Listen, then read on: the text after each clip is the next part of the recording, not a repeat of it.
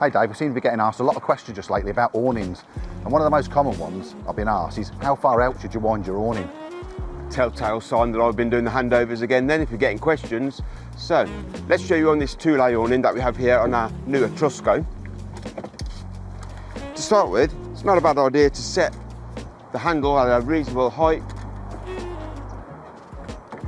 Put it inside, and I generally pull it out just enough so I've got a workable height. And also Dave, how do the legs come out of the front of the canopy?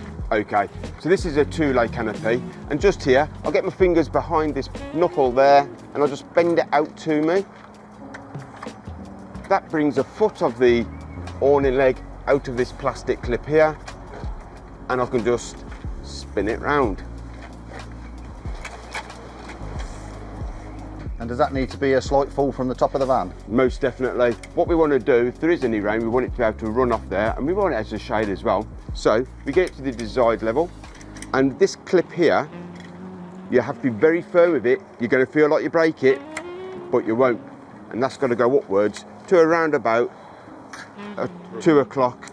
Have a slight fall, probably a little bit exaggerated in this instance, because if it does rain, we want the rain to be able to fall off the awning, preferably away from your habitation door. Should you leave it out in the rain?